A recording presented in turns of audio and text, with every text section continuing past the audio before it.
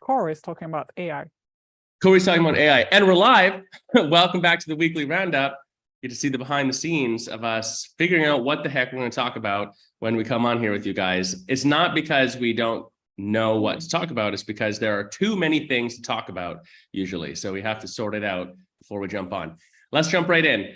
First, upcoming events that you have to know about. On the 25th, we will be having a webinar with Corey Sterling from Conscious Counsel. He is one of our preferred partners with Law is Fun, and he is a yoga lawyer. Literally, he wrote the book Yoga Law. Like, that's what the dude does. Ran his own yoga festival for years.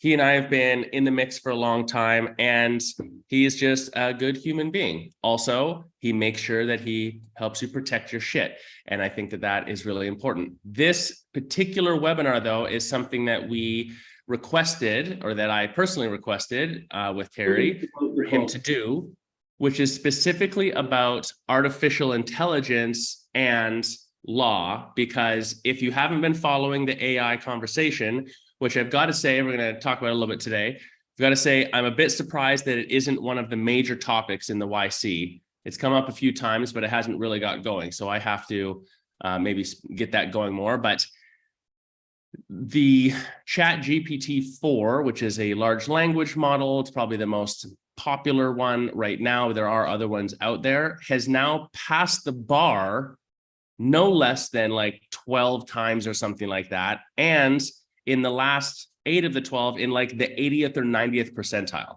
So it's not just like passing, it's beating students. So the entire world of work, when it's associated with things like legal, is going to change. What Corey will be talking about are some of those changes and how to be very aware and be careful, because it is technically true that by the end of this call right now, I can get an AI model to write me a waiver for my yoga studio, and it will be done completely. I can do that. The problem is there's going to be insane fallout on what actually is sort of allowed with these things. And although AI can produce the result, it doesn't necessarily mean it understands the nuance of what's necessary for actually protecting you.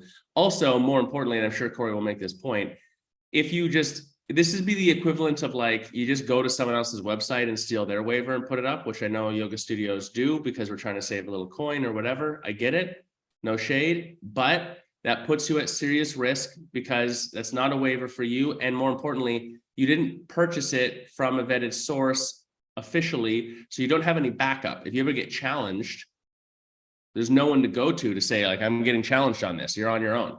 So it'll be a really, I think, important webinar, especially right now. And I'm excited about it. I think it's going to be interesting to see. Go ahead. Go ahead, Terry. Yeah. I was just going to say, I can absolutely speak from personal experience on this because Corey did all my legal documents. When I first met him, I had him redo all my legal documents. And he also did all the documents for my sale, both times.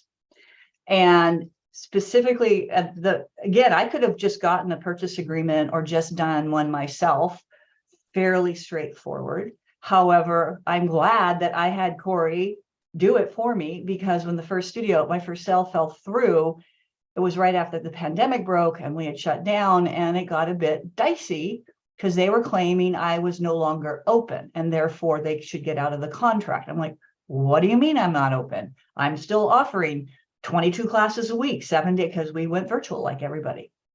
So because of that, with just a few email, and they were demanding their deposit back. And with just a few emails, because of the solidity, is there such a word as solidity? Solidarity. There is now. There is now. We should ask AI after this. Is solidity? Yeah, we'll ask AI. Because of the way the document, because the document was drafted specifically for my business and what my criteria were, and with just a few back and forth emails between Corey, my lawyer, and their lawyer, it was resolved. Yeah. Right. And yeah, it just makes it easy. It makes it easy. And Terry's story is one of 30 stories we have, and why we have Corey as a preferred partner. And I've talked with other lawyers that work with yoga studios. I'm just telling you, this is the guy. His company is the company, and he's the guy, and this is what his focus. But we partnered with him for this exact reason, because the two things I appreciate, not just to blow Corey up a little bit and for this webinar this month, is like, he's just easy to talk to. Like, he's just a down to earth. There's no lawyer jargon shit. Like, you're just talking to another person. So that counts for a lot for me, because I think that especially in the legal industry, there's a way too much weird shenanigans and mystique and jargon put in there. And then the other detail is clearly his viewpoint is aligned with the Yogapreneur Collectives, which is let's help people, but more importantly, like, let's do it through ethical clarity. His whole entire view on the law is like, the purpose of these agreements is to clarify the situation so that if things do get weird, we already have an agreement in place, to Terry's point, that makes it very easy for us to just have a light conversation and it not have to go further into something else, basically. So, all right, so coming up on that webinar. On that note, I'm gonna share my screen here. I made us an intro video for the Roundup because Terry has been asking for some sort of a jingle or video or something. So I made us an intro video.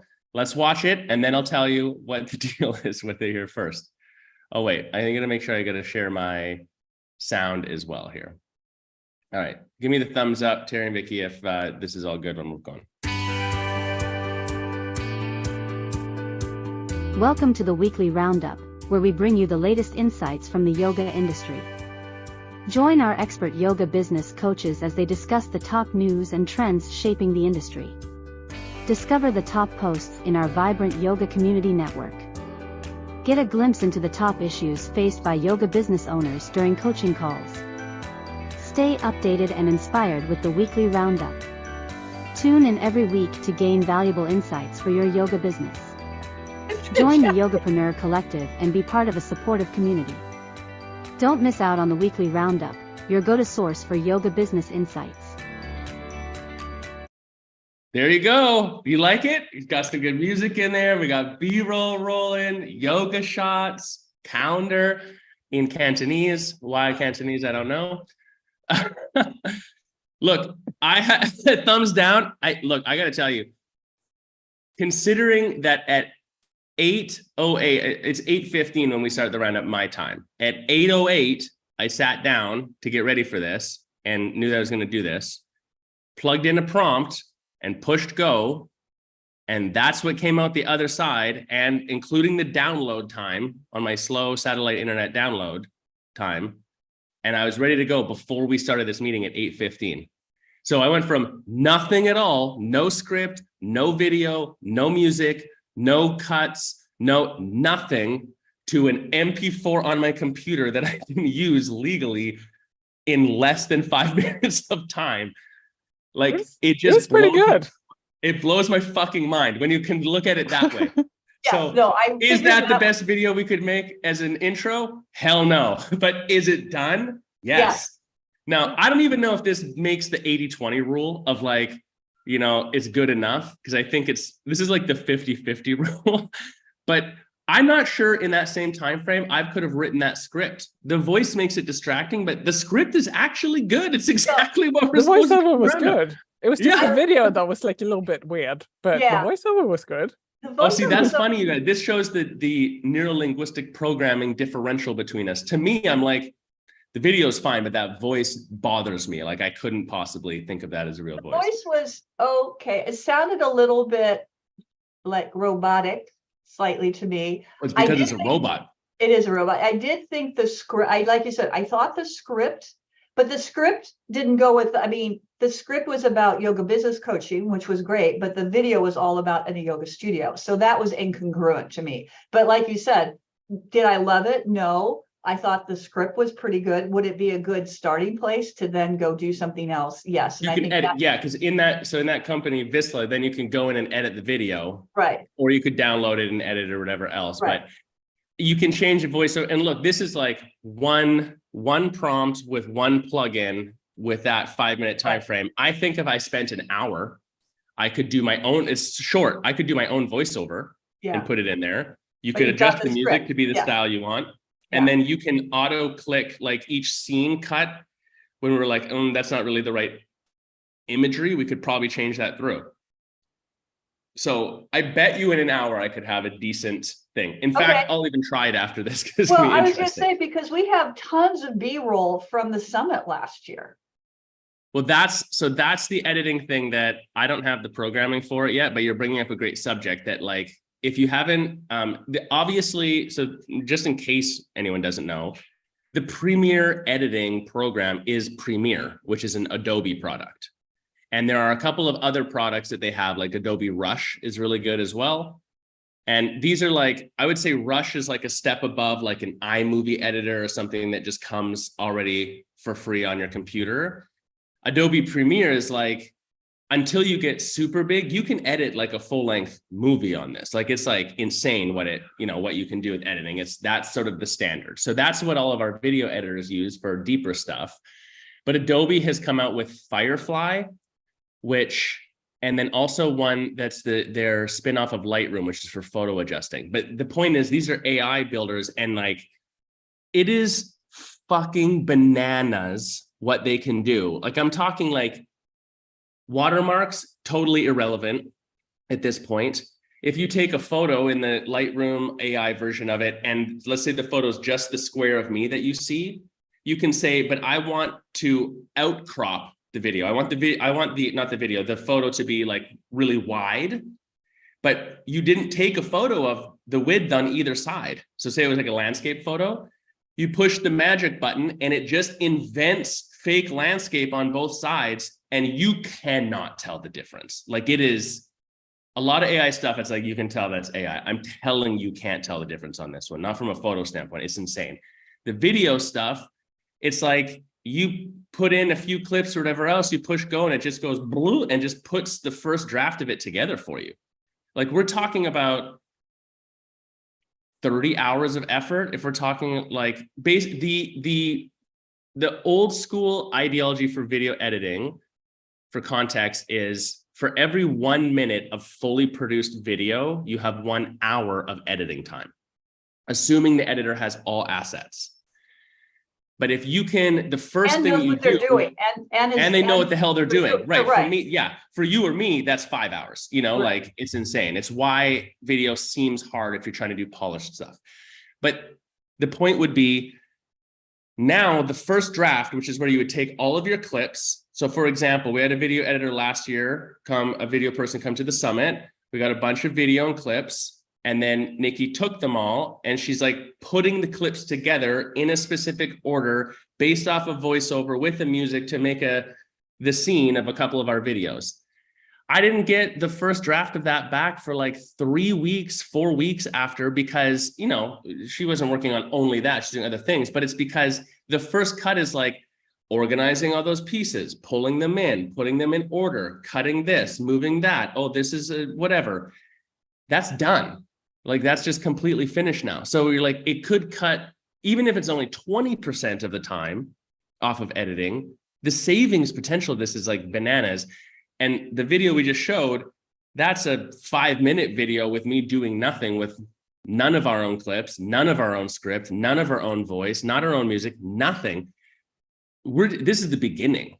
Like, fast forward 2 years and tell me what's possible. One, deep fake is a real problem, but let's not talk about the dystopian side of it. Yeah. Let's not even go down that rabbit hole yet. Right. That's the flip side to there's always the downside. That's the downside to all of this, is that the deep fake stuff, and it just, and that's already, clearly that's already out there, just extrapolating, you go into court now and you're being sued or whatever, and fabricating videos and putting people in, it's just like, it becomes even more, I don't know. So yeah, let's not go down that's that. A good point. Okay, well, pull me back. Okay, but here's dystopian aside, because I gotta say, we've mentioned this a few times. I had a very dystopian view as this stuff started to really launch and I was going down the rabbit hole.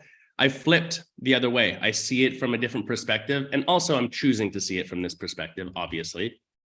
So not in a naive way, but I feel like, from a yoga business standpoint, the detail here is that right now, one of the biggest barriers for people coming into your studio, if we're talking marketing, advertising, we'll keep the simple conversation focused there, is the sheer volume of content that you can afford to produce. And afford is the word. As a yoga studio owner, up until this moment in time, if you wanted to produce real high volume content, you either had to spend a crap ton of money to have a team to do it with you, or you yourself had to be insanely interested in it, and you also needed to spend that time. So there was a cost in time and money for sure. And it's not to say that you couldn't do that and that there aren't studios that proved that model and did it well.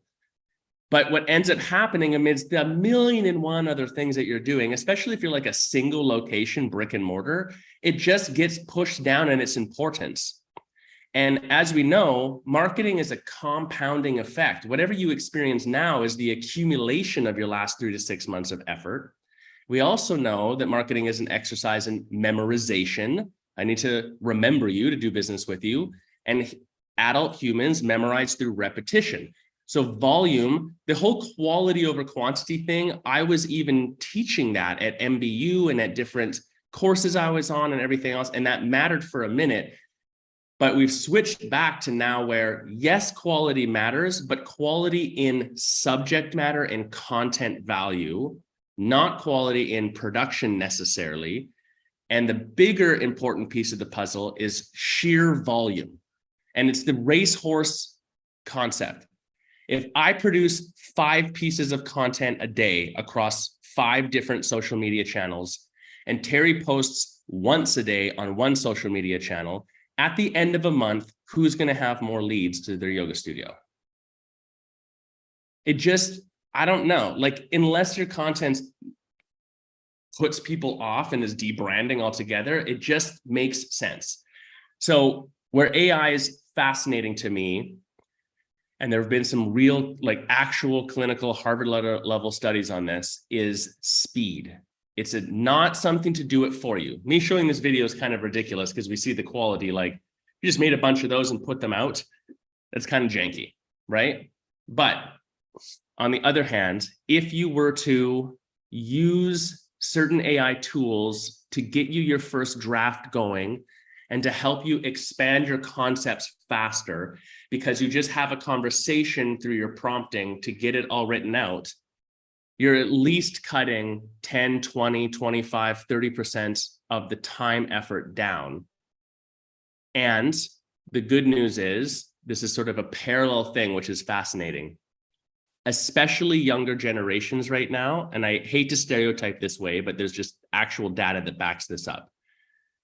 They are changing their perspective of what is valuable on the internet. And part of that, and TikTok has been a huge push for this, part of that is that raw, or not totally raw, like, you still can't have a bad sounding thing or like a shaky whatever, but like more raw, down to earth comment is what is performing the best. The most produced stuff out there by big brands are just like, on the new platforms, especially in shorts, are complete fails. They just don't actually do anything.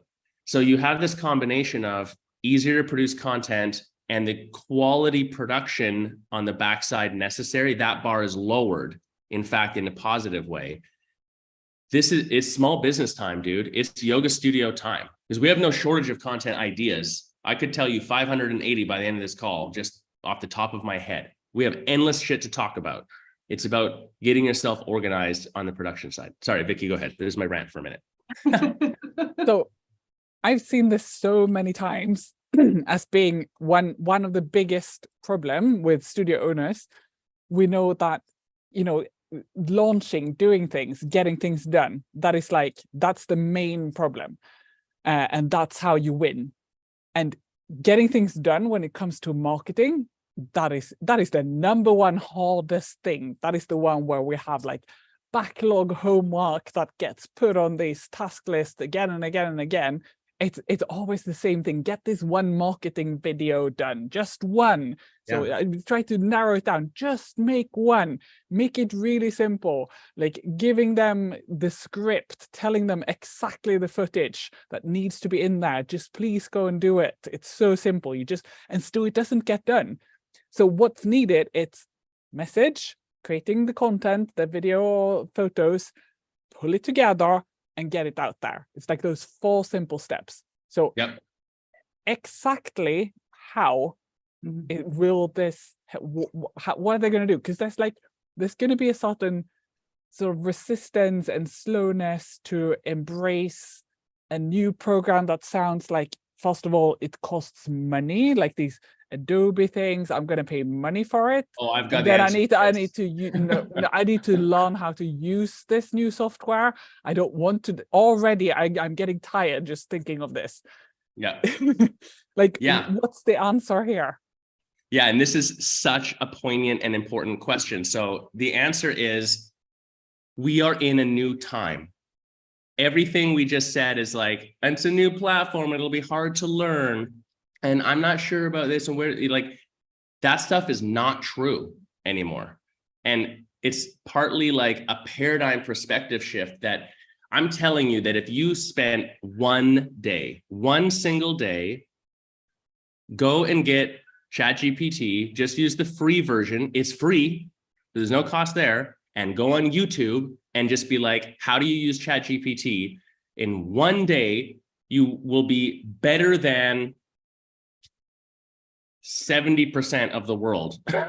What's like, that's the moment. This is the internet circa 1995, my friends.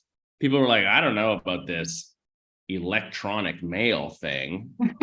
Right? Like, now we've gone so far that my 13-year-old son or 12-year-old son, almost 13-year-old son, who can play these intricate video games that I like tried to play with them last night, and I literally, my brain can't do it, and knows everything about everything from like a more tabletized device.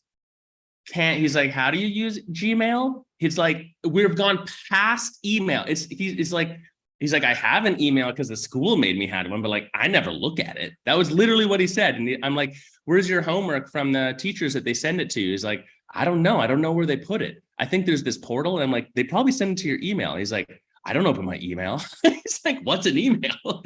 So like, I'm just telling you, we have the curse of knowledge, but we also have the curse of like, and I know this for myself, the longer you're in the game, the more like a little bit closed off you get to what is currently more real with the tech side of it, and the new people coming in have a better viewpoint. So you have to like step out for a second. So like, whatever, that all aside, what I'm saying is these things, to learn them, yes, there are some things to learn. This is why we have the YC. Ask questions, whatever. We're going to be in there helping out with this, and we're learning it in a deeper way too. Two, when we're talking about everything you just mapped out for marketing, it's probably one of the best places that I would currently, for a small business, for a yoga studio, be using these tools. You can't, here's the most important detail in my mind.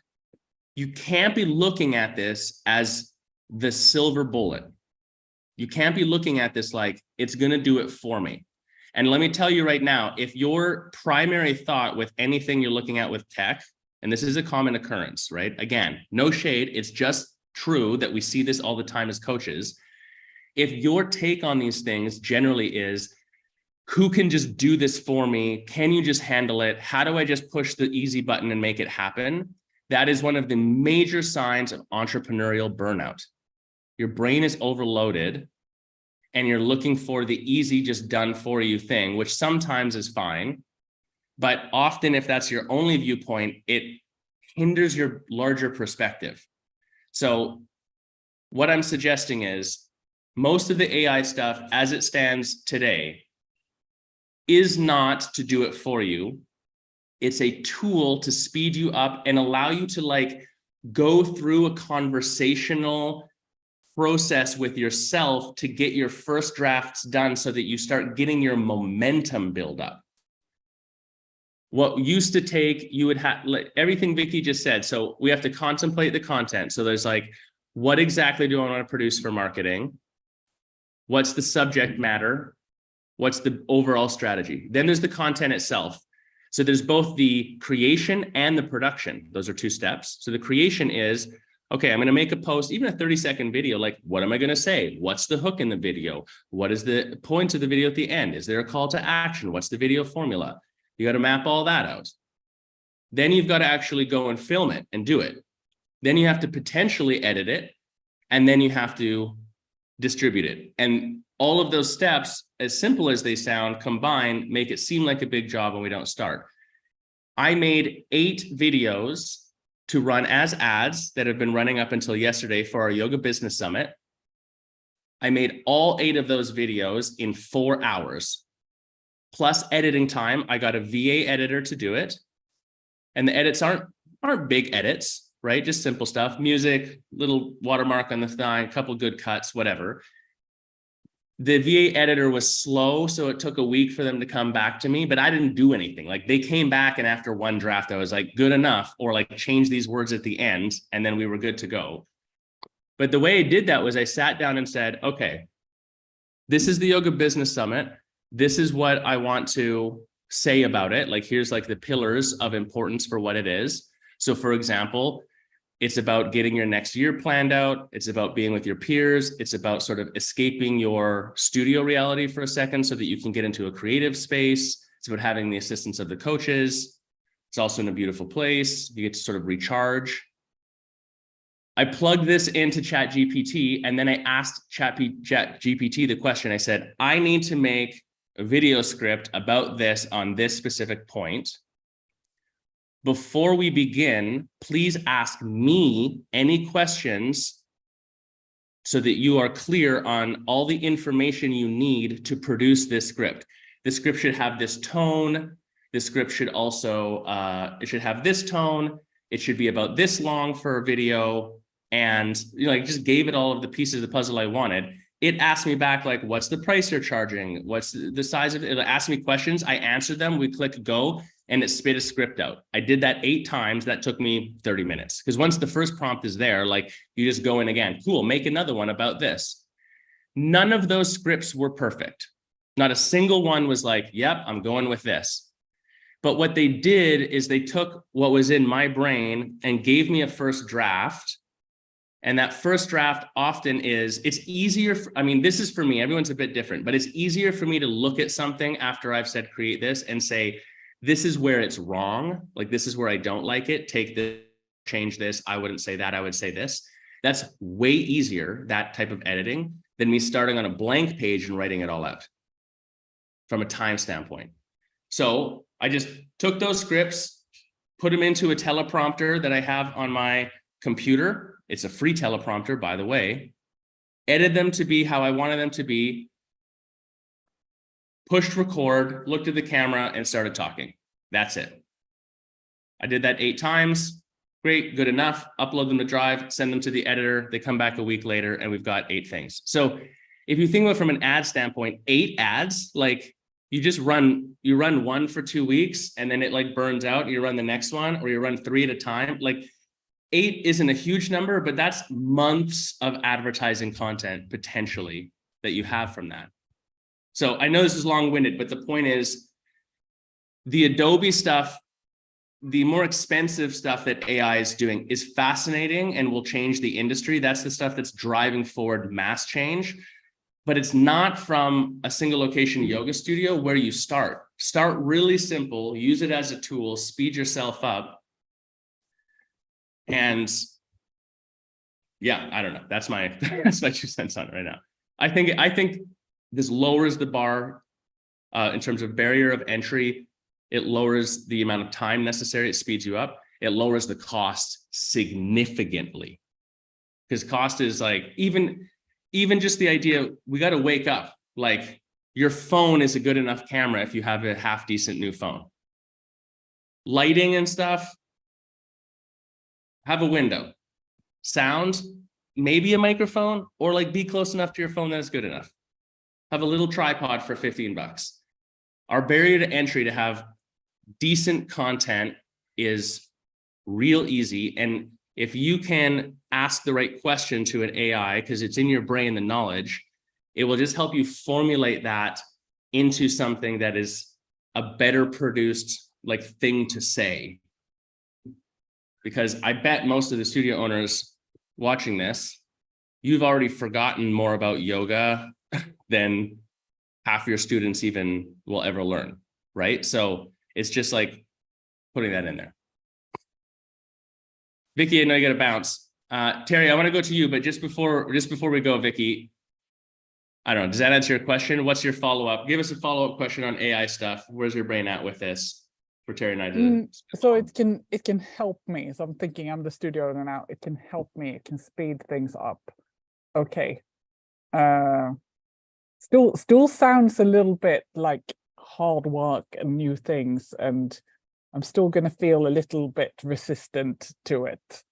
Yeah. What do I do? Do I delegate the whole thing to someone else?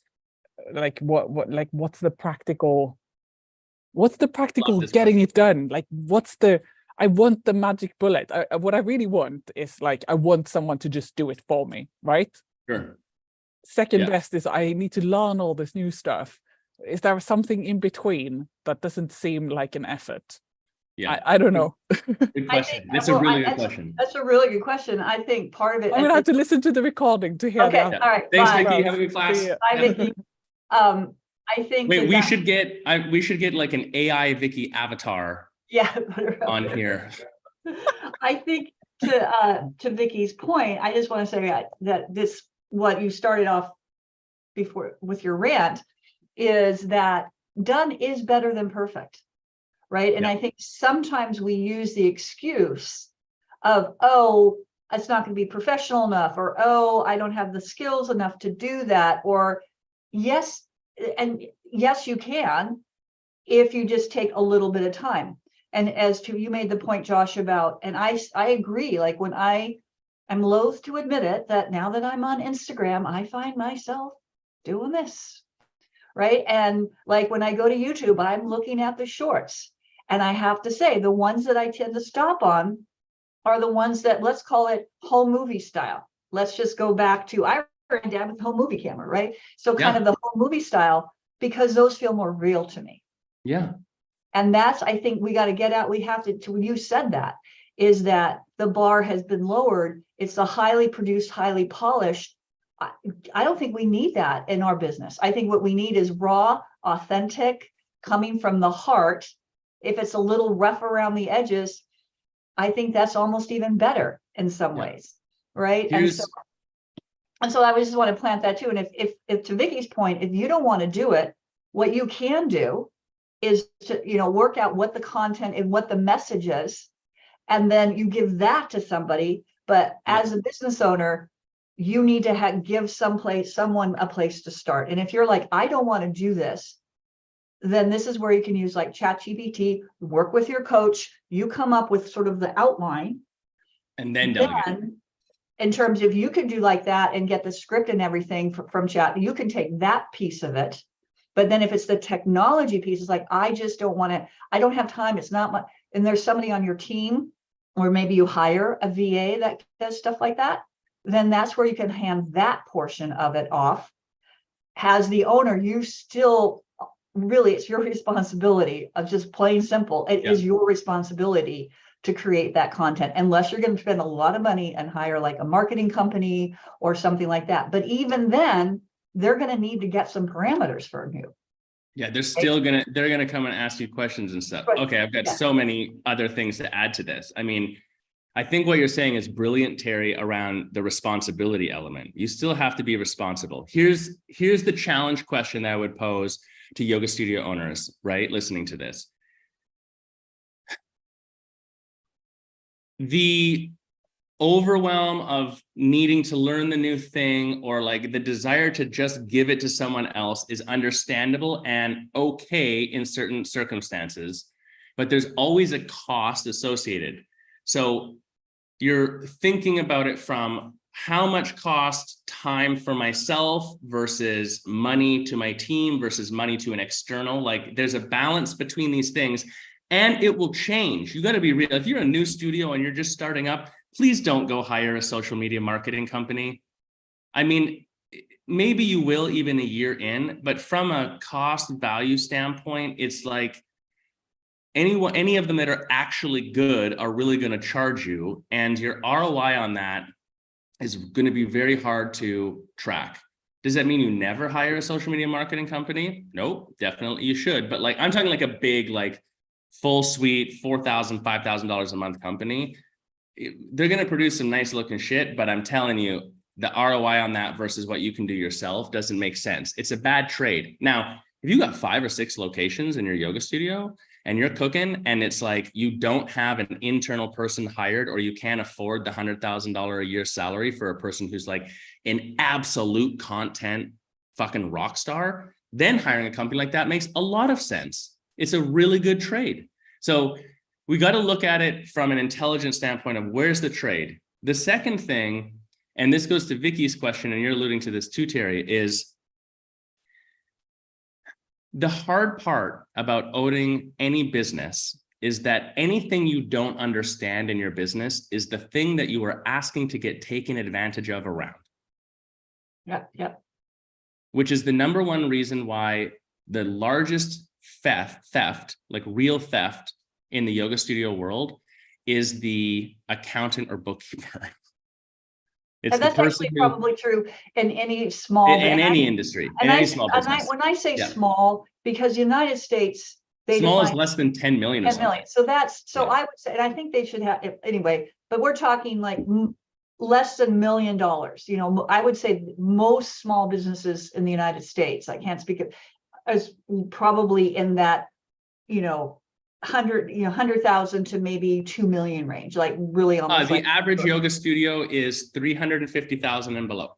Yeah. So that's where absolutely it, and this kind of goes back to a couple of weeks ago, a couple of roundups ago, we were talking about knowing your numbers and like the sort of like the knowledge part. If we talked about this a couple weeks ago, is that if your numbers aren't your thing, it's still your responsibility to at least understand them so that you can look and know what those numbers represent. And if your bookkeeper accountant makes you feel, belittles you, or makes you feel like a dummy or is condescending, because I had that happen to me when I was looking to hire an accountant, like Nate was really condescending to me as a woman. No. And my apologies. I forgot to turn my phone off. Anyway, so it's still your responsibility to understand. And if you don't understand, then it's your responsibility to at least ask the question to have the understanding. And even if you don't want to do it, again, you need to understand. So I was thinking about when you're saying about content, you can also look to your community, look to your teachers. Like I had a teacher who was a really good writer. She just loved to write. Now I can write, I'm a pretty decent writer. However, it's not something I really enjoy doing. She did. I paid her to do the blogs for my studio. She did a weekly blog post and I just paid her, I forget how much. And every week she produced a blog post. And double thing is she knew how to upload it onto my website. She knew WordPress, so she would just go in and do it. And I paid her to do that.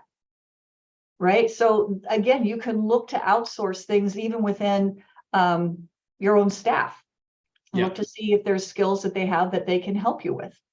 Here's, you know what, Terry, to that note, I would add what's really interesting. I have a TikTok that I put out there talking about, it's from the, what's his name? DeMarcos, Fast Lane is the book. But my TikTok is talking about his concept of these different like layers of skill for how you make more money as an entrepreneur, but even as an employee. And I was doing it from the angle of a yoga studio person, not owner, but like teacher or whatever. And the point here is like, obviously we can't see you guys, but like put your hand up if you've ever had an employee or yoga teacher ask you for a raise or more money. And you're like, I can't fucking give you more. Like, what do we, everybody forever. And so here, what if the answer isn't to pay them more for the classes they already teach? What if you have the conversation, and it won't be everyone, you got to find the right people. And what you realize is they want to make their living as a yoga professional, and they need to get X dollars per month coming in to feel financially secure and happy. And you figure out where their other skills are, writing blogs. And as long as that, it's not just them and just their skill, it has to also be a seat on your org chart. It has to also lead to your bottom line. It has to also fulfill your goals. But those are the matches made in heaven that you are looking for from day one. Who have I got here that also enjoys this, that also fits the bigger vision, that also fills this seat? I'll give a really easy example. I bet 50% of studios out there have someone on their team who just fucking loves retail. They, right? The Terrys of the, they love yoga clothes. Personally, in my studio, like I couldn't give a shit about retail on the finer detail other than, does it make us money? And is it something that aligns with our brand? So in terms of like, what do their brands represent? Past that, I don't care, but I know that there's things that have to be done to make it awesome. So then we ended up hiring someone. It was Mara at one point, by the way, to be, they were our front desk studio assistant and had the secondary seat of the retail manager. Now that's not a full-time position. It's only one other thing. But working front desk a few days a week, plus 2 days a week doing that. And then if you got a couple of yoga classes in there, this person's making decent money in a really positive environment, and et cetera, et cetera. So it's just like, those are the matches made in heaven that you want. Now, let's stay on this theme and go back to one of the things you're saying, because I took a couple notes here too, Terry. So Vicky's question is, this still sounds like a lot of work. Is there another solution? If I don't want to just pay for it, like what's the in-between? I think you can categorize work in your yoga studio into 3 types of categories. There's either you do it, work, or there's at the other end of the spectrum, you pay for it.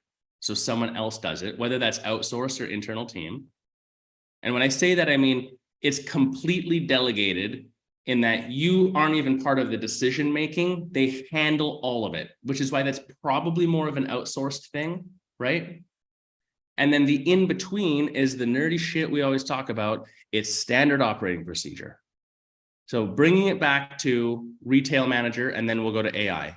For the retail manager, I did not say, and at studios that we're coaching at, this happened twice at on-sites this year, we coached their retail team as well, because Terry was with me, and Terry is a friggin' retail monster, by the way. If you need to talk about retail, you need to have a coaching call with Terry. Thank you, Josh. I love retail. But and also, by the way, preferred partner, we talked about Corey today, Astral. Astral. We just have a few studios starting up with it. If you're like thinking about how to make retail easier, I'm telling you, Astral is like, it just, they're so easy to deal with. It makes your life easier. It like takes a bunch of the like annoying parts of retail in your studio off of the table. I'm going to interject here just real quick. They were on a couple of weeks ago. You can go look at their watch the recording of the webinar. Yeah. And this is open to everybody, all access. You don't have to have a premium membership to view that, because they have a pretty sweet offer right now that is going until the 15th of this month. With your first order with them, if it's over $750, you save $100. If it's $500 more, you save $50, and you also get free shipping. Right. So at $750 is not a lot of stuff. No, that's like 3 leggings. Like some leggings, some not tops, quite, but you know what I'm saying. And so anyway, so definitely if you do a color run and a size run and 2 or 3 items, you're there. You're there. Yeah. So that's literally worth, with the $100 off plus the free shipping, that is worth something that goes right to your bottom line. So definitely check that out. I didn't realize it was $100 off too. That's insane. That was absolutely a deal they're offering. Yeah, a deal they're offering our YC members is over $750 plus, $100 off, $500 over, $50 off. Go for the $750. Just do it. You won't be. Yeah, no, it's a piece of cake. They sent me an order last month or whatever it was, and I thought this was brilliant as well, because they do have a 30-day, they have a 30-day and a 60-day return window. So I got an email the other day, even though the order was comped to me, it said, "Hey, Terry, you're coming up on 30 days of your order. Is there anything that's not selling? Can you need to return?" I thought, oh my gosh. So they're reminding me that I've got this shipment that I received. So then if there isn't something that's selling or is not working for your studio, you can jump on it and get it back to them and move it out. Yeah. And move it out. Right. So there's a lot of advantages to working with Astral. Right. So Astral is a piece of the puzzle. You got a retail manager in your studio. The SOP is the in-between that Vicky's talking about. Before we jump to the AI part of it, the concept here is you don't need to, as the owner, be a retail master. But what you do need to do is clarify, what's the outcome with retail that I want? And then you need to sit down with your retail manager and say, what is our system for retail? Like, we need to map out the rules of the retail strategy. So a simple example would be, we order from Astral from these companies, and we hold this one other wholesale, this other company that they don't have or something. We check in on our orders quarterly. This is the margin that's necessary. So when things go in the computer, like, they have to be at this margin. And then if we're promoting retail, anytime an order comes in, these are the 5 steps to how we like film and show the unboxing and put out and do posts about the retail. And that happens every single time. And then I also want you to make, 1 email and 1 post per month about a specific brand that we have. And once a week, come in and completely take everything off the retail wall, clean it, dust it, put it all back up in a new way so it looks fresh. If anything is at the 60-day mark, send it back to Astral. If it goes longer than that, it hasn't sold, put it on sale and get it the hell out of here. There's your whole retail SOP. And then you can delegate it to someone else. And when you check in with them, because here's the thing, you got to check in and be like, is this person successful? Well, are all of things, 1, are we reaching our goals? And 2, are all of these things happening? If we're not reaching our goals, but these are happening, then we need to adjust the strategy. If we're not reaching our goals and those things are not happening, why are they not happening? If they're happening and you're reaching your goals, yay, scale up. Like, good for you. So let's go back to the AI thing. Wait, before you say that, I'm going to jump in with you, here's a very specific example. I just pulled up one of our clients. We recently did it on site. They did just like Josh described. They had a front desk person who also really liked retail. So they made her responsible for retail. And just in the year, she's been basically about the beginning of the year. So I just jumped in. And she wanted a raise, by the way. She wanted more money. A raise. She wanted more money. We can't give you a raise, but I can give you more work. She's like, heck yes, I'm in. And so year to date, their retail sales, drum roll, up 50%. 50%? 50%. And this is a studio, one of our clients, one of our members who has 2 locations. Yep. Right. And she's essentially has probably paying, if not for definitely paying her rent on one location, maybe on both locations with the retail sales. So that, if you're thinking, oh, this is a beautiful example of just tasking it to someone on your team. And they set up the SOP. She knows what her parameters are. She doesn't have to get approval. This is her budget. If she wants to increase her budget, that's the only time when she needs to go. And then they review that. It's like, because the more you're selling, when I first started with retail, my average order size was like, $500-$600. By the time I sold my studio, my average order size was a couple of thousand, right? Because I knew that it was there. So, that way she has her parameters, she hones in on it, and there's the success right there. 50%. And we're talking tens of thousands of dollars here. Yeah. 50% increase on $100. Who cares? But here's the other thing. Terry's studio is a perfect example. Like, how many square feet was your studio? My entire studio was 1,890 square feet, of which 1,100 was the hot room. And then I had 2 unisex bathrooms, 2 unisex showers, and 2 tiny changing rooms. I had a tiny lobby, which didn't even have space for benches, so that I had no benches in the lobby for people to sit and put their shoes down. And what was your average gross retail sales, if you average it out when you were cooking? When I was cooking, my average growth, I was more than covering my rent. It was, for my studio, it was about $35,000 a year. Right. So Terry had a studio that some of you who are going to watch this realize that just your yoga room was larger than her whole studio, and just the retail crammed in. So the point is, you don't need a ton of space either. Right. Our studio, way larger, our last studio, right? Total square footage, 4,500 square feet, 1,500 square foot room, huge lobby area, lots of space for retail. So that was helpful. We never moved less than $10,000 or $12,000 a month. I'm talking every month of the year, minimum. And because we were in Canada and you had to do import and shit like that, when you order retail there, you can't order like a few things and see what it's like, because the shipping and everything's such a janky mess that, like, we were making $10,000 orders in retail,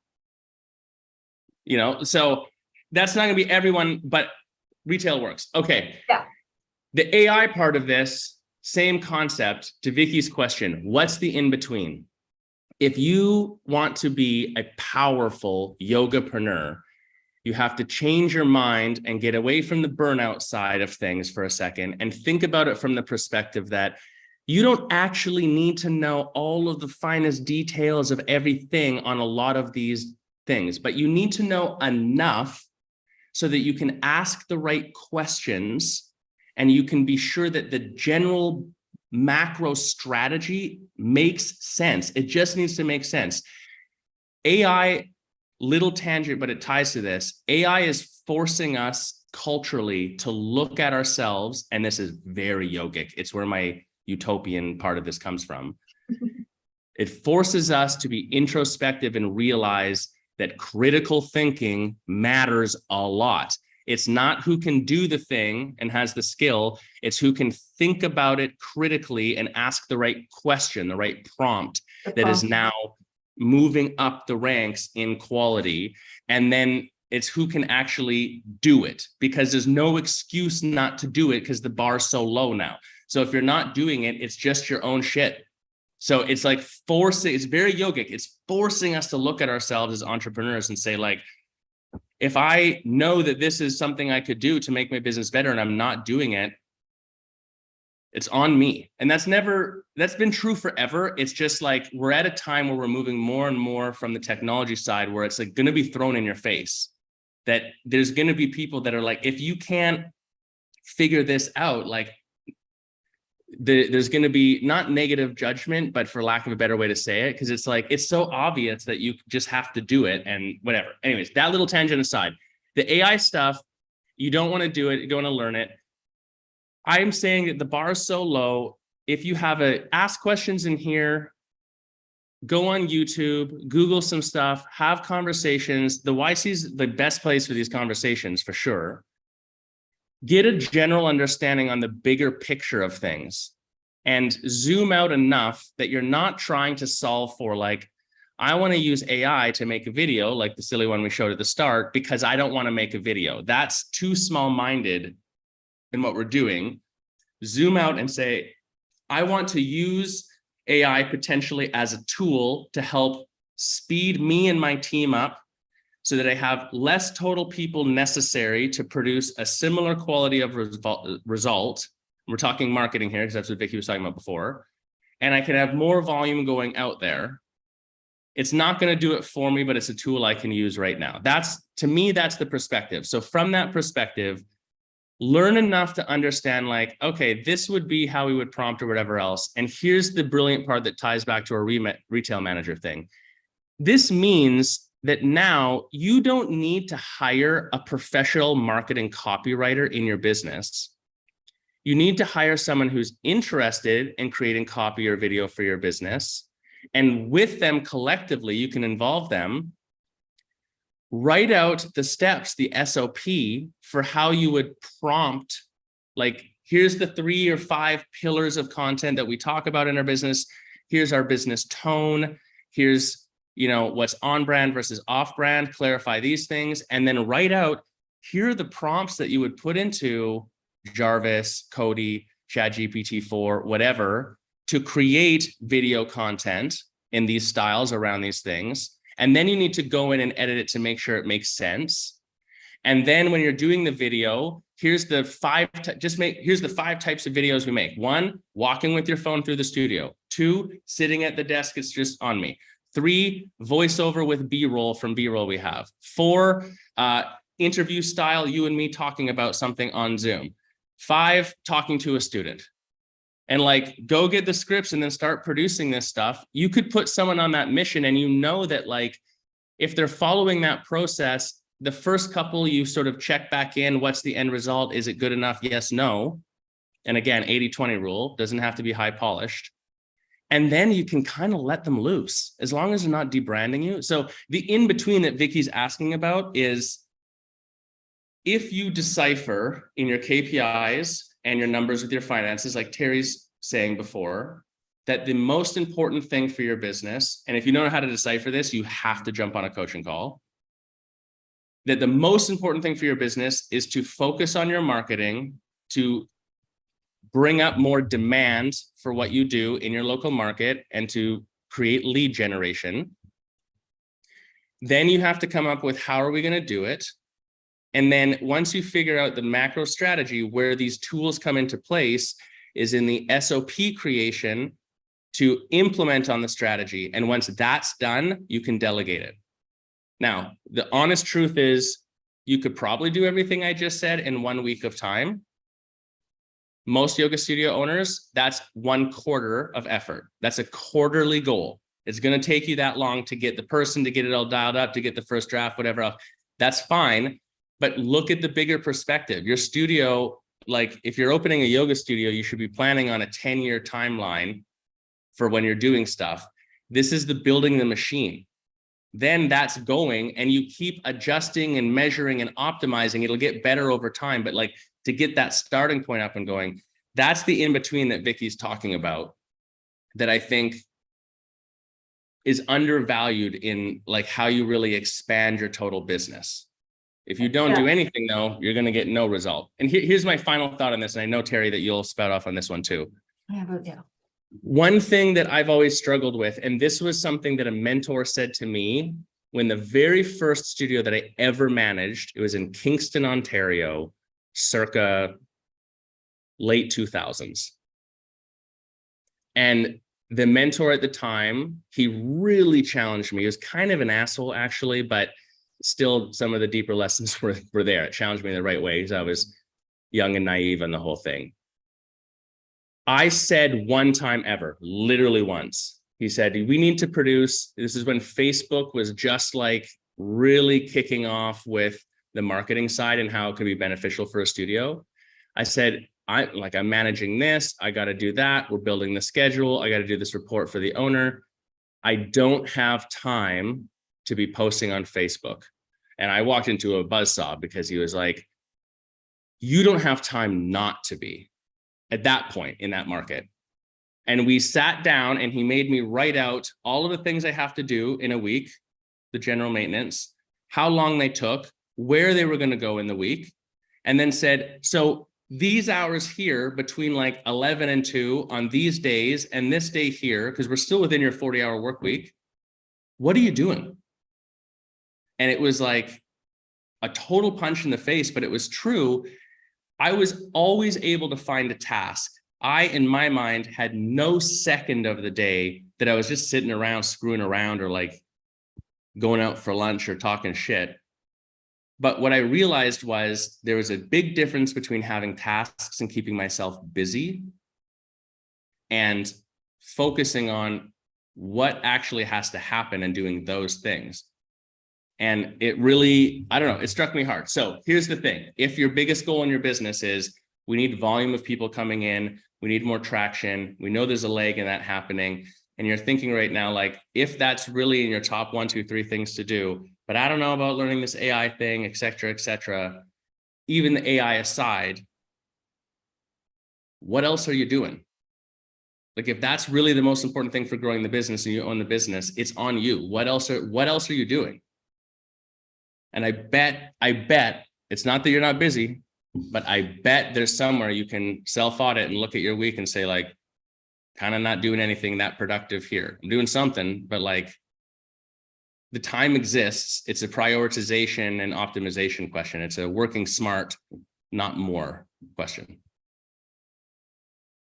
I just want to say too, is before you even go down to, well, do I need more leads or whatever, maybe that's not your problem. And this is where knowing your numbers comes in. You have to know your numbers. Yeah. You have to know, and this is where knowing your KPIs. Yeah. Because we've talked about this all the time. Is it really getting more people in the door, or is it retaining the people you have? So you could still, so you can again use AI. You've identified, I got plenty of people coming in the door, but my conversion rate sucks. Yeah. They're not buying my intro. They're not converting to membership. So then you can use AI as, okay, what's my retention strategy? And how am I going to, what am I doing? What are the things I'm missing? Sitting down with the SOP. What's the sales process? What are my emails look like? What are my text messages? What are my phone calls? What are we doing at the studio? Right. And this is where we identified this a lot on the on-sites. And we talked a little bit about this last week on the Roundup, is everybody's like, oh, I got to talk to my people. I got to do this or that. Well, what it is they're talking to people they know. We're talking teachers now. But maybe if there's a shift in, look, we've got this retention issue. What are we doing to nurture those people? And, you know, we don't consider someone retained on a membership for purposes of tracking until they've hit their like third month. Yeah. Right. It's like, so you get a month one, what are you doing? Oftentimes stuff drops off at the end of month one. Well, what are we doing month two? What are we doing month three? Because we know if we can nurture them along, then at a certain point, that's when we talk about that transformation they go from I practice yoga to I'm a yogi, and then it becomes part of their identity. So this is where people like, what are some nurture campaigns? Okay, I worked with some of my clients building out a 2-year member nurture campaign.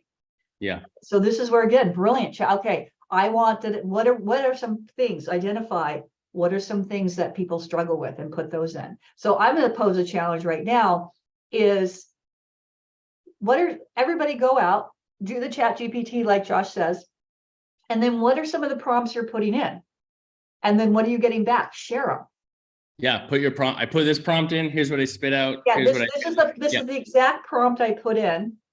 This is what I got, because this is where, as a community, if we're all doing this together collectively, we've got the hive mind going, then it's like, oh, this is what, oh, wow, I didn't think to ask that question that way.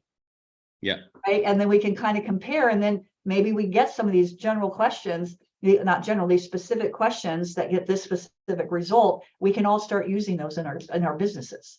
Right. Totally.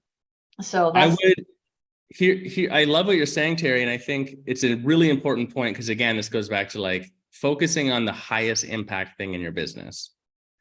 And so an example that you and I just did at an on-site too was we were looking at the sort of like intro funnel, that first month campaign, and what was happening. And the studio was getting good results, but we're like, how does this go even better? How do we maximize this? How do we get another 10%?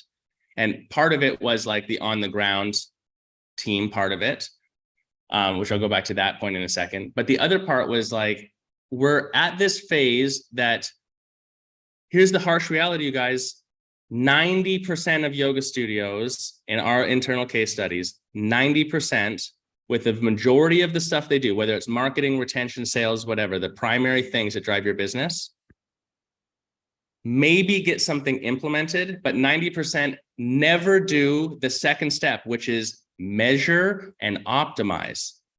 Here's the easy example that can be relatable and might be a gut check for some of you. I've got an intro funnel built in BrandBot and it's turned on. Cool. When's the last time you looked at it on the whole and what it's producing? So if you're looking at like, how do I make this better? Like, now's where you've got to measure. Then you zoom in even more and we say, okay, in the industry, we know, because Josh and the team told us, the most opened email is the first email in that campaign. The first 2 contacts are the most generally whatever. So it's like, if you're wasting that email with it saying, welcome to Nomad Yoga, we hope that you really enjoy your time with us. Here's some things to know about practicing with us. And that, I open that up and I'm like, cool, boring. And then I don't open your next email. So like the quality of that message has to be on point. So just taking that one email, what's the open rate is first thing to solve for. What's the click rate? And then when you read through it, you're like, is this super compelling towards something? It just in the minutia of this one email, how do I want them to feel at the end? What's the action I want them to take? What is it that needs to happen here? And I'm not saying it'll make the email a big, huge book, but just look at it really, don't do that actually. Look at it really critically. Where AI comes back in is if you're like having writer's block on this, you take your email, plug it in and say, audit this email. It currently has this click rate and this open rate. This is the outcomes that I want for this email. Give me 5 suggestions on how to improve this email so that we can achieve these outcomes. And it will look at it and give you something. Now, will they be correct? Should you just blindly follow what Cody AI, for example, tells you to do? No. On the other hand, it's going to get your creative juices flowing. It's going to get your critical thinking mind going and saying, like, it's interesting that it says this. I disagree. That's not on my brand. Oh, that's a blind spot. I never thought of that. How would I say that? And then there's more prompting past that. But the point is, don't look at the whole thing sometimes. Zoom in and like start to optimize on the smaller level. And this is something you could delegate to a team member when we say, like, the SOP is, I want you to take this. I want you to plug it in here. We're going to ask these prompts. We're going to see what it spits out. I'm going to try to optimize it. Then we're going to test it again and see if it improves over time. So that's the finer tuning stuff that a lot of studios don't get to, that also this AI is going to speed up that process. The reason 90% of studios don't get to measure and optimize is that we look at it like, okay, that's up and going. I'm good to go. I can focus on something else because of this overwhelm. A couple of the things you mentioned earlier, I want to go back to just advertising in general. So there's some industry changes that we've alluded to that AI is a component of, Shorts and TikTok is a component of, the bar being lowered to like more raw, real, down to earth quality content is a component of as well. And so one of the ways that we're seeing this, and we've already been, Mara and I have been promoting this for a few years on like what you would run as an ad on Facebook or Instagram, for example. But what I'm seeing now, the trend being, and I think that this will, for the next foreseeable 1 to 2 years, I think that this will be the standard, is everything goes in these cycles, right? We're coming full circle where advertising now, and again, this was true before, it's just double true now, is not saying, hey, Terry, I'm a yoga studio, buy my intro. That's never worked well, but it's especially not good. It's not that it's bad, it's especially ineffective now, because that's not why when Terry's on Instagram or YouTube Shorts and looking at things, are you like, I sure hope someone feeds me up an ad that says, buy these socks. Like, unless it's a remarketing, you've already been there looking at it and it's reminding you of it, that doesn't make any sense. So from that perspective, advertising moving forward is more about brand affinity. Do I like you? Do I trust you? What are the problems you solve? So knowledge of it. But the other thing is product placement. The current best ads on TikTok, and the reason I keep bringing TikTok up is that TikTok and the way the algorithm works and what is suppressed or not and how it feeds things is a much better indicator of the cultural testing ground on what's working with people than Instagram or Facebook or other platforms. Way better. So whether you need to post there or not aside, it's an interesting place to study what's happening because things move differently there. So the best ads that are up there right now are creators that you've seen a few times, and they're just talking about something. So they're not saying, go to the link in my bio or whatever. They're just like, okay, so I'm setting up this wall and I'm putting this cool picture frame in, and I had to figure out how to run the cord behind the other stuff so I didn't see the cord, because this picture frame is a backlit picture that it's not a TV, it looks super real pictures, but then every half an hour, it changes the picture on the wall based on the settings of this thing that I blah, blah, blah, blah, blah. And they're telling the story of how they're putting this thing up and why it looks good, and then showing how it looks great on the wall or whatever. The whole time it's an ad for that picture frame. But at no point do they say, buy this picture frame, I get a commission on this picture frame, go to the link in my bio to get this picture frame. That doesn't happen at all. So simple example, but in a yoga studio, what this looks like is running an ad that says, hey, Terry, come to my yoga studio is fine and necessary in the bigger picture of things, maybe. But generally what's going to be more interesting is, hey, come with me to do a hot yoga class today. And you just show that happening. Or you walk in and you're like, I'm feeling really stiff. 2 years ago, I slipped a disc in my low back. And what I found was everything I was doing wasn't helping it get better. until I started practicing in this certain way. There's your tip or trick. Like, it's this story narrative, just showing what's going on part of it. And that, therefore, that's your product placement. Your yoga studio or your retail or whatever is the product placement. So it's not saying come and do this because XYZ. It's just showing it. And then that builds up interest. We've covered a lot of ground today. We have. It just made me think of when I did one year, we did, I would do trunk shows. There was some, and a trunk show was where, because I used to do them myself back to help support my yoga income. And I traveled all up and down the Eastern Seaboard, and I would literally put merchandise in my car, in my trunk, and go to the yoga studio, set it up, and sell it. And oftentimes taught a class.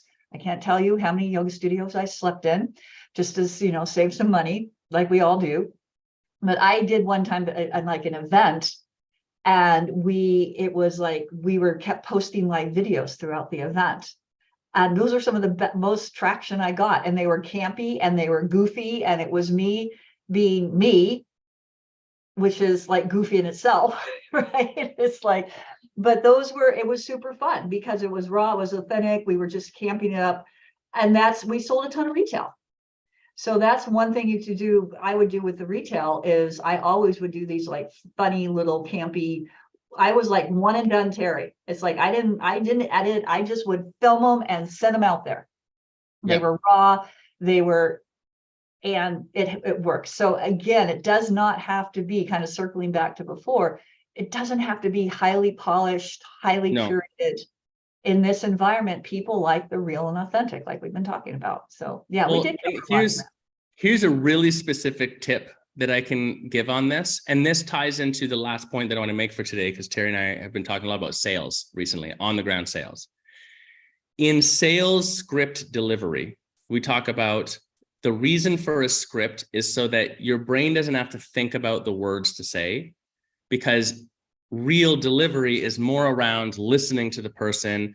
It's the tone, it's the body language. Those elements make your delivery the most powerful. Just like a good actor, it's not just the words, it's how they deliver them and everything else that makes it actually good, right? But they've memorized a script. But they've memorized the script. Exactly. And then they've made the words themselves. They've made the words part of them. So when they're delivering the lines, they're authentic. And that's the beauty of having a script. 100%. So here's the thought. The other element of this is that when you have a script, it lets you cut out all of the excess so that you are very concise in what you are saying.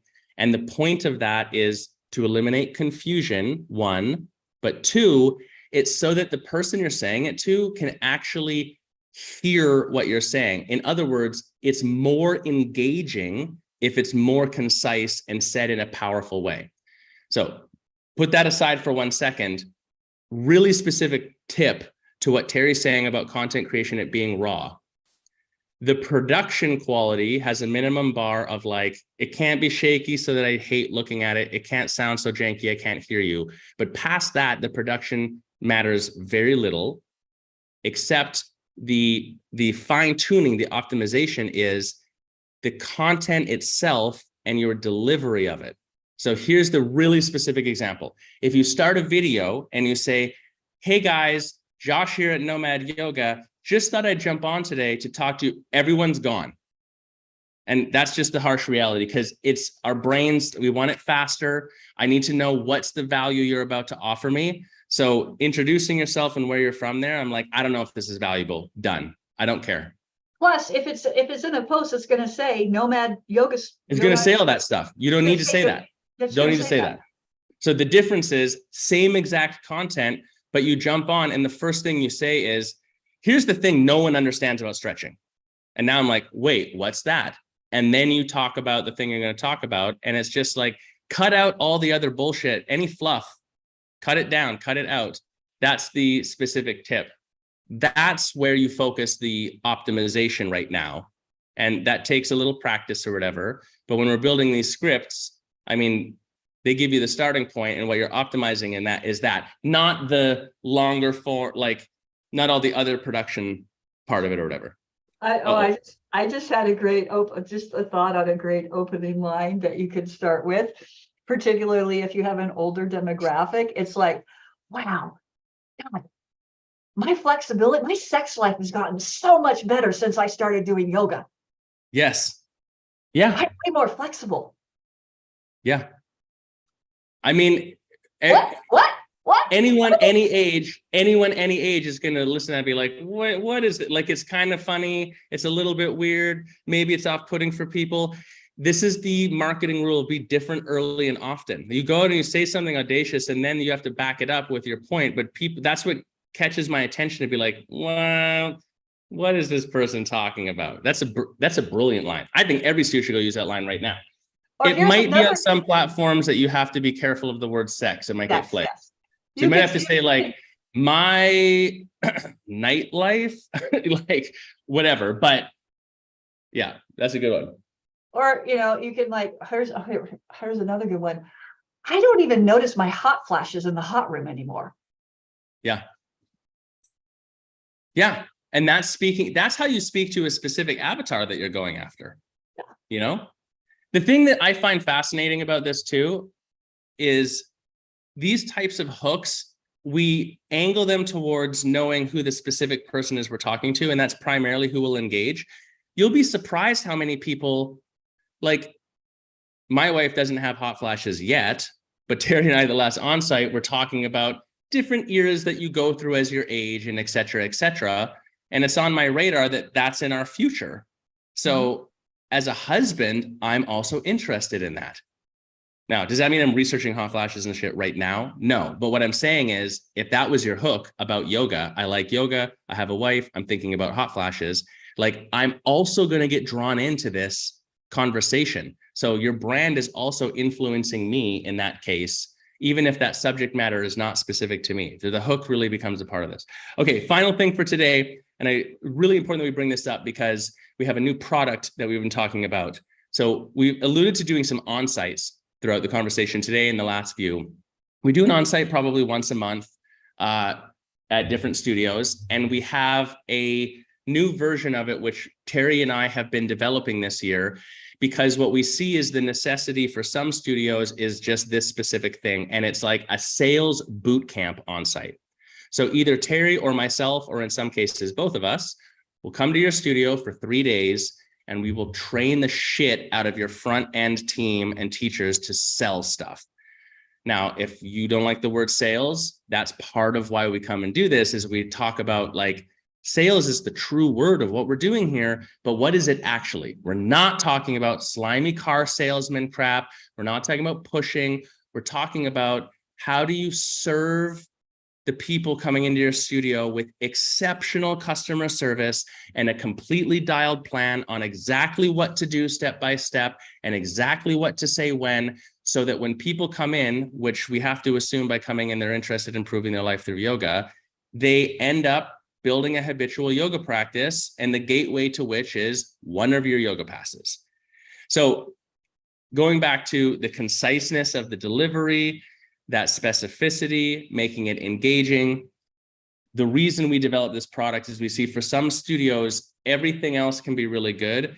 This is the thing that is like the gap to, like, we're talking about literally could be adding 50% or double to your business, because it's the last thing left. And I wanted to bring it up because, Terry, like, your thoughts on this too. This AI conversation and everything means that content production, digital presence, that sort of stuff, it's going to reframe. And we talked about deep fake and whatever else. It's also forcing, on the other side of the spectrum, the human to human interaction, the deep quality of how you can talk to me at the front desk, the vibe of me physically being in the studio, that human connection part, the community, that is a yoga studio. So that stuff will become more valuable than ever. And the key to that, making your business successful, is you need to have a plan for that, and your team needs to be bought in on that concept, and they need to understand where what we call their moral obligation lies, which means if someone comes in on a drop-in and you're just like, cool, have a great class, that's actually, it's not just a missed sale. It's a disservice. It's a disservice to that person. Disservice to that person. Yeah. But in order for you to deliver an upsell on that, there are some techniques and some training necessary to get it nailed. Yeah. And to Josh's point is we just received like a very heartfelt email from a teacher that recently was part of one of our on-sites. And this is a long-term teacher. And she said in her email, it was a gut punch to her. And she's kind and she's wonderful and she's lovely. And it was, and still, she's like, she said in her email, we changed her thinking about what sales meant. And she said, true sales is, what it's like, it really is. She says, now I get what you mean by you say when sales is a service. And she says, I am looking at how I teach differently, at how I interact with clients differently. Right. And this is a long-term teacher. So who recognized that, this is something that I, as a yoga teacher, have tremendous impact on. And that to me is what is one of the, I think the funnest or best or most rewarding. Thank you, is when we see this shift happen at yoga studios. Now, I can also tell you, we still see people like this, arms crossed occasionally, but recently I like to watch the crowd, and people start like this, and then by the end, they're way more relaxed. They just relax out. Yeah, they relax out. So anyway, I don't know where I was going with that, but it was very gratifying to get that email, because it really is true. It is sales as a service. And if it is a service, is it not your obligation, your moral obligation, to help everybody create a habitual yoga practice and save more lives? Well, and think about like, when we talk about paying for sales training and stuff too, just run the numbers really quick, or run it with your coach in a coaching call. If your team we're not talking about like them becoming master salespeople. We're talking about a simple, repeatable process where you know for sure that you're on vacation in Bali and this is friggin' happening. If they sell 20% more, that's usually what it is. We're talking about revenue on the backside of that going up 50, 70, 80, like insane jumps. And the other detail here is, for most studios, as the reason why we're talking about this digital stuff, and do I need to get people and everything else? Yes, 100%. But if you can't do this in the studio, if your experience is not dialed, if you don't have a team that's delivering this message to help people get to a habitual practice through one of your memberships, that stuff won't matter. Right. They're connected to each other. So this on the ground part is a big thing. I think, Terry, one of the points that you were just making, just to echo that, is the majority of the effort when we do sales training to start is not the script, is not the process that we take people through when we're selling. Is those details matter, but like we can map that stuff out pretty fast. Role playing, it matters. The majority of the effort is getting everyone on board. Yep. It's that shift from like, I don't like sales, I'm not a salesperson, I'm here to teach yoga classes, or the front desk being like, I just want to touch this class in. Or we had a front desk say recently, a few times back or whatever, I was doing training with them and they said, well, like, I mean, I can just tell some people come in and they just don't want to be bothered. And we had to have the conversation like, okay, is that true? Like, is what you're saying is you've tried to engage them in a friendly way, not to sell them something, just talk with them, because that's part of what we're doing. And they have given you the stink eye, or said no thanks, or moved away, or didn't come back the next day or whatever. And that person realized, they're like, well, no, I guess that hasn't happened. And then we were saying, that's you projecting a viewpoint onto the people in front of you, which is a form of discrimination and not something we do in a yoga studio. So we have to trust the people coming in that they're going to give us the feedback in their body language, tone, and just verbally on how far to go in a conversation around sales with them, but we still have to start it. If we don't start it, nothing happens. So that's just one example of like most of the effort and the reason to have Terry come in, for example, and do the 3-day training is to help get the team over the hump of like a new paradigm of view. And that's what the feedback was. And it's why it like totally filled our hearts, because that's the whole point. It's just a new viewpoint of like the perfection of me delivering this sales script. Yes, it matters, but it matters less than I'm really willing to engage. And I see the bigger picture of how this has positive impact on the studio and on people's lives. Yeah. All right. I'm just going to say one more thing is like just with a recent on-site, when we really dialed this in, and everybody embraced it, they went from converting like 2% of drop-ins to their first month membership. Mm-hmm. Now they're converting an average of 32%. Yeah. Yeah. So, I mean, right there, no more people in the doors. No more people in the no more doors. people in the But we're doors. talking about like They did a they did not 30% increase more people just getting there. doing something. Based upon the numbers that the on-site visit has been paid for with Twice the increase, almost twice over, just based upon that simple thing. Yeah. Not spending any more money on advertising. It was getting the team on board, and also buddy passes too. I kind of include buddy passes in there as well because For the it's conversion. for the conversion. Yeah, being able to Yeah. buddy passes are great, get people in, but like if they come in on a buddy pass or a free class, or if your membership's like get a free class per month and no one converts them, like why are you even doing that? It's a hot lead. It's a hot lead. It's a hot lead. And I don't care what anyone says, oh, they showed up and they didn't think they were paying anything or whatever else. I'm not saying like tackle them and grab their wallet out of their pocket. What I'm saying is you got to like give them the pitch, because even if they don't that day, they might the next. No one comes into a yoga studio in 2023 without some interest or desire around the yoga practice. Yeah. That's why your members, your long-term members will say like, I tell everyone about you. I try to get people to come in and they just won't do it because they don't want to yet. So if they do come in, that means they do want to, or at least the vast majority of them. Yes. You guys know my yoga story. I grew up doing yoga, hated it, thought it was embarrassing, hurt in my body. I was like, this is dumb. Jenna drugged me back to a Bikram yoga class. I was like, now we're going to add heat. Like, why? That sounds stupid. Why would we do that? It took 1-2 classes. I only went because she told me to go. And I was like, okay, I'll go because you're going. I'll go because you're into this. I'll try it again. But if I go back, like deep down in my core and in the back of my head, there was still some interest in like, this must be good for me. And like, why are people doing this? It must be good for me in some way. There must be things that I can improve. And then it had that impact, and that's what hooked me back in. And then, the rest went from there. So even the most reluctant people coming in, if they're just really not interested at all, and there's no chance, they're just not going to show up.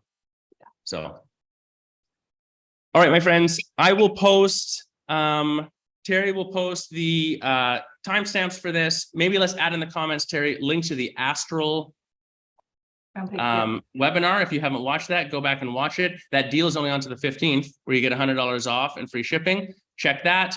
And then I will also make a post if you're interested in on-site. We've done this sales process 1,000 times. We have it absolutely nailed. The current iteration of it is in beta. So we're looking for a couple of studios right now to get sort of the first couple absolutely dialed in, which just means you get the bonus of Terry and me both there full-time for 3 days, dialing in on the team. So your team gets double teamed. That sounds or double troubled or double troubled. I don't whatever know. It is. So if you're interested in that, comment, send us a DM. I'll post about it as well. Yeah, we got a lot done today. We talked about a lot done today. Josh and I can sit and, oh my God, should we tell them about our new favorite dive bar? Okay, story time. We're already way over time. Oh my God, we're just like, wait. Yeah. Terry and I go to this on-site. We dial in things for a couple of days. We do a large sales training, 4-hour training, the starting one. There's follow-up afterwards. Afterwards, we had to do it late at night because we needed to get everyone there. So I think we not finished like midnight, but it went. no, but I mean, like, we started at 5 or something. 5, yeah. We're done at 9:30. By the time we get out of there, it's like close to 10. And although you're fried, also there's been like a lot of energy. So you kind of feel a little like, I wouldn't say amped up, like go for a run, but like you got to do something else to change gears. So I remember I said to Terry exactly these words: Terry, are we going home to bed, or what do you think about a beer? And she turns and says, we're getting a beer. But nowhere was open except for one. What was the place called? Ideal. It was called Ideal. And I got to tell you, it was not an ideal bar. It was a dive bar, and I love dive bars, but this place was janky. Yeah. And it's like a Wednesday night. Yep. Best 2 beers I've had in a long time. It was so good. Just the whole ambiance was just, well, the bartender's name was Eon, which is it's been an eon. So had a whole conversation around that. that. Was a conversation. He thought my name was Terry and your name was Josh at one point. Yeah, he was like, yeah. That we had a lovely conversation with a local character named Smash. Oh yes, his name was Smash. Smash was a very interesting human. It was just a very. We didn't get the story on how his name is Smash, but awesome name.